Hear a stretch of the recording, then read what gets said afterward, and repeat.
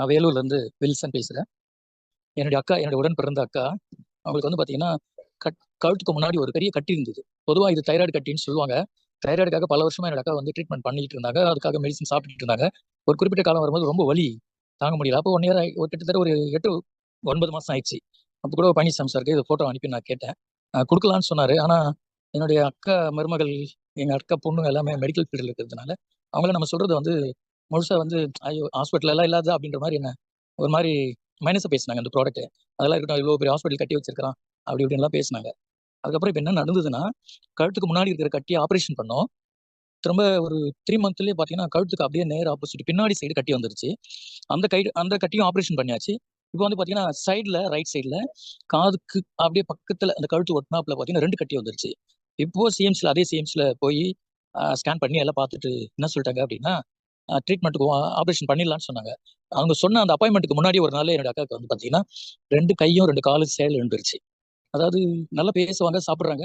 எல்லாரும் தெரியுது. ஆனா நடக்க மட்டும் முடியல. அப்ப காரணம் என்னன்னா, இந்த கட்டி வந்து கழுத்துல போற நரம்ப பிரஸ் பண்ணதுனால உங்களுக்கு பிளட் சர்க்குலேஷன் ஆகல அப்படின்னு சொல்றாங்க. திரும்ப அந்த இப்போ கை காலெல்லாம் விழுந்ததுனால இப்ப பிரைன் ஏதோ ப்ராப்ளம் இருக்கும்ன்ற மாரி வேற ஏதோ ட்ரீட்மெண்ட் வேற ஸ்கேன், செக்கப்லாம் பண்ணும்போது மூளையிலயும் சிறு சிறு கட்டி வந்துருச்சு. அதே மாரி வந்து பார்த்தீங்கன்னா, லங்ஸ்லயும் கட்டி வந்துருச்சு. அப்ப பார்க்கும்போது டாக்டர்ஸ் சொல்லிட்டாங்க. இது நான் சொல்றது ரொம்ப சீரியஸான மேட்டர். நான் சொல்றேன். என்னுடைய எலக்ட்ரானிக்ஸ் உடைய டெஸ்டிமோனியல் சொல்றேன் நான். சரியா? கொஞ்சம் கவனமா கேளுங்க. இது எனக்கு வந்து ஒரு சூழ்நிலை 1 1/4 வருஷத்துக்கு முன்னாடி. திரும்ப என்னுடைய குடும்பத்தில வந்திருக்கு. என்னுடைய உடன் பிறந்த சகோதரிக்கு வந்த இது பிரச்சனை இது. இப்பவும் நான் வந்து அவங்களுக்கு மெலிக்ஸமிக்ஸ் குடுத்துக்கிட்டு இருக்கேன். சரியா? இப்ப டாக்டர் சொல்லிட்டாங்க. லங்ஸ்லயும் இருக்கு. பிரெயின்ல கட்டியிருக்கு. கை, கால் இழந்துருச்சு. இதுக்கு மேல நாங்க உத்தரவாதம் குடுக்க முடியாது. வீட்டுக்கு கொண்டு போங்கன்னு சொல்லிட்டாங்க. வந்து 20 நாள் ஆயிடுச்சுங்க. கை சுத்தமா ஆக்ஷன் பண்ண முடியாது. காலும் வந்து சுத்தமாவே ஆக்ஷன் பண்ண முடியாது. அந்த சூழ்நிலையில இப்ப 20 நாளா நான் வந்து 3 வேளையும் மிக்ஸ் வந்து என்னோட அக்காவுக்கு நான் குடுத்துட்டு இருக்கிறேன். இப்ப கை காலு 2த்தையுமே வந்து ஷேக் பண்றாங்க. அடுத்தது ரைட் ஹேண்ட், லெஃப்ட் இல்ல, 3வது வரல. ரைட் ஹேண்ட் வந்து பார்த்தீங்கன்னா, சுத்தமா ஆக்ஷன் ஆகாம இருந்தது. கைய எடுத்துக்கிட்டு வராங்க. கழுத்து விரல எடுத்துட்டு வராங்க.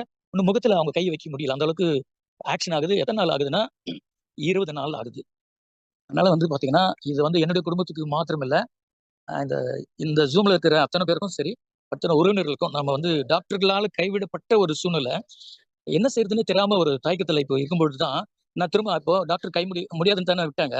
இப்ப குடுக்குறேன், நான் எங்க வீட்ல சொல்றேன். இப்ப குடுக்குறேன் நானு. என்னுடைய ப்ராடக்ட் எலிக்ஸமிக்ஸ் குடுக்குறேன். சாப்பிட்டோம். தயவு செஞ்சு எல்லாரும் அமைதியா இருங்க. அப்படின்ற மாரி எல்லாரையும் நான் ஓரங்கட்டிட்டு எலிக்ஸமிக்ஸ் குடுக்க குடுக்க ஆரம்பிச்சேன். இப்ப என்னோட அக்கா நல்லா பேசுறாங்க. நல்லா சாப்பிடுறாங்க. கை, கால் 2 ஆக்ஷன் ஆகுது. இன்னும் மடக்க முடியல. பட் சும்மா போட்டிருந்த காலு இப்போ ஆக்ஷன் ஆகுது. கையும் ஆக்ஷன் ஆகுது. ஆ